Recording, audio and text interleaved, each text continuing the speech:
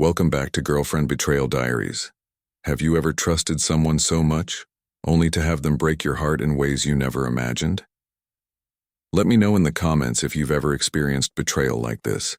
And if you're new here, don't forget to like and subscribe because today's story might just leave you questioning everything about love and trust. I'll never forget the sound of her laugh that night, the way it floated through the house, bright and carefree, like a melody I'd spent years learning by heart. It was a Thursday just past 7 p.m., and I'd come home early from a brutal shift at the warehouse, my shoulders aching, my boots still dusted with sawdust. I'd texted Mia, my wife of 4 years, that I'd be late some overtime I couldn't dodge, but the supervisor let us out early, and all I wanted was to surprise her with takeout from that Thai place she loved. The lights were low when I stepped through the door, the air thick with the scent of her lavender candles, and there it was, her laugh, spilling from the living room, sharp and alive. But then I heard it, a second voice, low and gravelly, laughing with her. My stomach dropped, a cold sinking weight I couldn't name yet. I set the takeout bag on the counter, my keys still in hand, and stood there frozen, listening to the life I'd built unravel in whispers I wasn't meant to hear. My name's Ethan. I'm 34, a guy who spent most of his life working with his hands, fixing cars, hauling crates, building things that last. Mia's 31, a high school art teacher with a smile that could melt steel and eyes that saw right through me from the day we met. It was at a dive bar 6 years ago she'd spilled her beer on my shirt, laughed, and offered to buy me another. I was hooked. We dated for 2 years, married in a small backyard ceremony under string lights she'd strung herself, her in a white dress she'd sewn with her mom's old machine.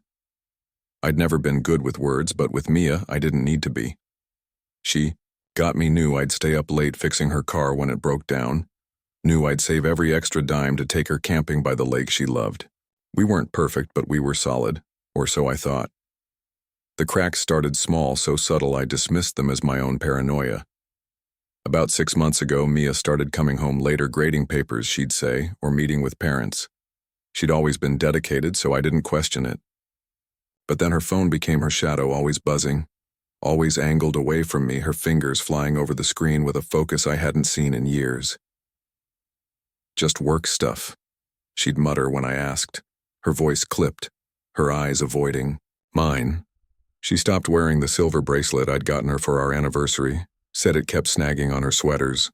Her hugs grew shorter, her kisses perfunctory, and our nights together, once full of quiet talks and tangled sheets, turned into her scrolling in silence while I stared at the ceiling, wondering where I'd gone wrong. I tried to fix it. I'd cook her dinners, steak and mashed potatoes, her favorite, hoping she'd linger at the table with me.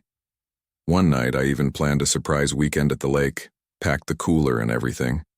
She smiled, kissed my cheek, but said, "Oh, Ethan, I've got a staff thing that weekend.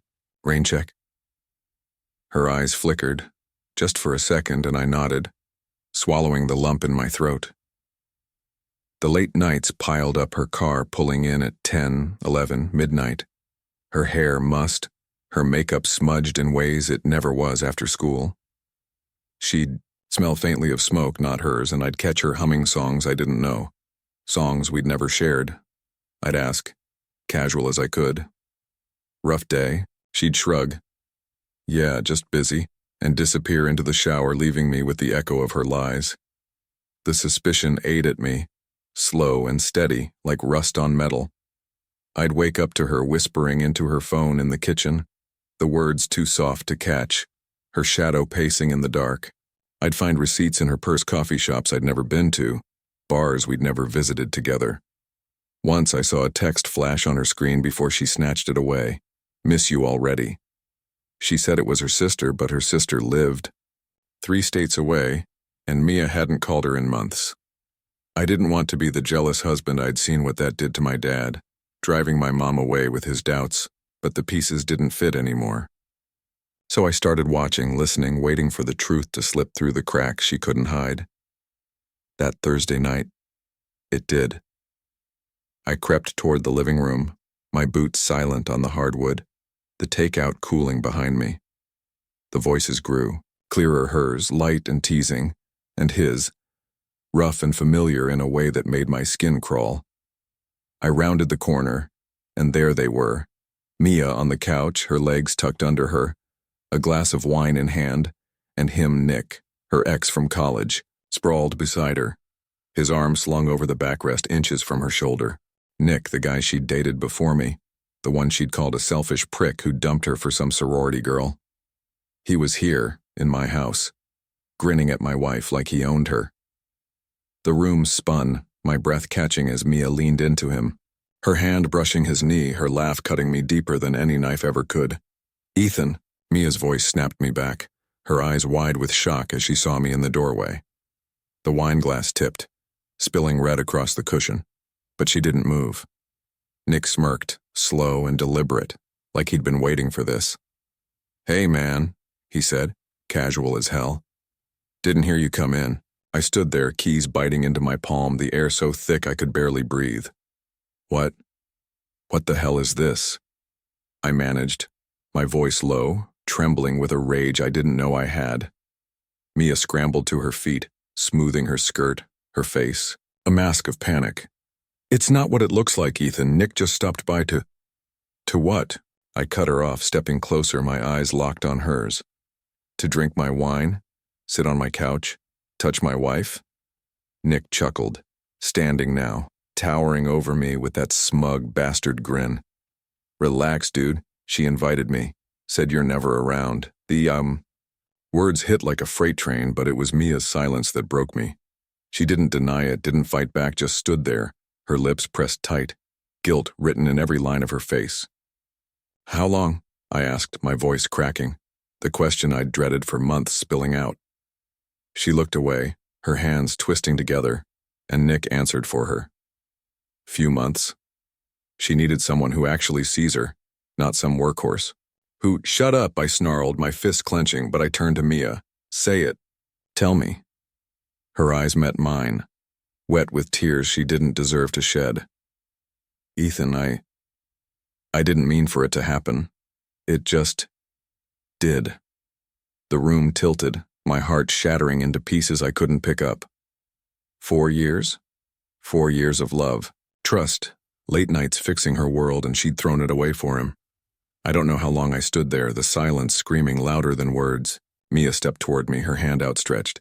"Ethan, please, let's talk." "Don't," I said, backing away, my voice cold, final. "Don't touch me." Nick laughed again, a sound I'd hear in my nightmares. "Come on, man, don't make this a thing. She's happier with me." I looked at him, then at her, and something snapped. Not rage, not yet, but clarity. "Get out," I said, my tone flat, deadly calm. "Both of you." Mia hesitated, tears streaming now, but Nick grabbed her arm, tugging her toward the door. "Let's go, babe, he'll get over it." She didn't resist, didn't fight for us, just followed him out, leaving me with the wreckage of our life. Tito, house was too quiet after they left. The lavender scent mocking me, the takeout cold and forgotten. I sank onto the couch, the wine stain dark against the fabric, and let the truth sink in. She'd been cheating for months, lying to my face, letting him into our home while I worked my hands raw to keep us afloat. I could still hear her laugh, his taunts, the way they'd looked at each other like I was nothing. My chest ached, a hollow, burning pain I couldn't shake, but beneath it, something else grew resolve. I wasn't going to be the fool they thought I was. They'd mocked me, betrayed me, but I'd make damn sure they paid for it. The next morning I called in sick, my mind racing as I pieced together a plan. Mia and I weren't legally tied. Thank God we'd never gotten around to merging finances, but we shared this house, the lease in both our names. I'd paid most of the rent, though, my warehouse checks covering what her teacher's salary couldn't. I dug through our files, found the lease agreement, and called the landlord. "She's moving out," I lied, my voice steady. "I'll cover the rest of the term, but I need her name off." He didn't ask questions, money talks. Step 1. Done. Next, her stuff. She'd left clothes, books, her art supplies scattered around like she'd be back. I boxed it all, every sketchbook, every dress, and dropped it at Nick's place, a rundown duplex I'd tracked down through a mutual friend. No note, no warning, just a pile of her life on his doorstep. Then came the car. Mia drove a beat-up Toyota. I'd rebuilt myself, new engine, new tires, all my sweat and cash. The title was mine, a gift I'd never signed over.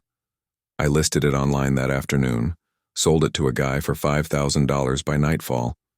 She'd figure it out when she came looking. But the real lesson, the one they'd both feel, was bigger than that. Nick was a gym rat, obsessed with his image, always posting shirtless selfies and flexing on Instagram. Mia had bragged once about how he'd landed a sponsorship with a local supplement shop, some deal that paid him to strut around like a peacock. I remembered that shop peak performance, a hole in the wall near the warehouse. Time to hit them where it hurt. I didn't have a PI like some fancy detective, but I had my phone and a hunch. I'd snapped a photo of them that night, blurry, but clear enough, Nick's arm around her, her head tilted into him. I made a burner email, attached the pic, and sent it to the shop's owner with a simple message. "Your guy's screwing my wife, classy sponsor." No threats, no lies, just the truth. 2 days later, a buddy who lifted there texted me, "Dude, Nick's out. Shop dropped him after some email went around. He's pissed." I smiled, a small bitter victory, but it wasn't enough. Mia needed her lesson too. She called me a week later, her voice shaking through the line. "Ethan, what the hell? My car's gone. My stuff's at Nick's and he's freaking out because his sponsorship's toast. What are you doing?" I leaned against my kitchen counter, the new place still bare, my tone ice cold. "What I should have done months ago. You wanted Nick? You've got him. Hope he's worth it." She sobbed. "I didn't mean to hurt you, I got lost. Can't we fix this?" I laughed, sharp and hollow. "Fix it? You fixed it when you let him into our house, Mia. You're his problem now." She begged, "Ethan, please." But I hung up, the click louder than her tears. Word spread fast. Nick's gym buddies ditched him, his online flexing replaced by rants about haters. Mia quit her job, couldn't face the gossip, I heard, and moved in with him, her art dreams buried under his crumbling ego. Me? I kept the house till the lease ran out, then moved to a cabin an hour north, a place by a lake where I could fish, breathe, rebuild. I sold my tools, took up woodworking, small stuff, tables and chairs I'd ship out for extra cash. The pain didn't vanish every quiet night. I'd hear her laugh, see his smirk, but I'd turned it into something else. Strength. They'd thought I'd crumble, that I'd beg her back. Instead, I'd stripped them bare, left them to drown in their own mess, and walked away taller than they'd ever know. Trust is a fragile thing, folks, a thread you weave with someone, stitch by stitch, until it holds you both. Mia and Nick tore mine apart, but I didn't let it bury me. I taught them a lesson not with fists or fury, but with the quiet power of letting go and making damn sure they felt the fall. Love's a risk, sure, but betrayal, that's a debt that always collects. Hey, listeners of Girlfriend Betrayal Diaries, thanks for diving into this tale of betrayal. Where are you watching from today? Have you ever faced a girlfriend's double cross like this, or maybe pulled off your own epic comeback? Drop your thoughts below, and don't forget to follow Girlfriend Betrayal Diaries for more stories of love gone wrong.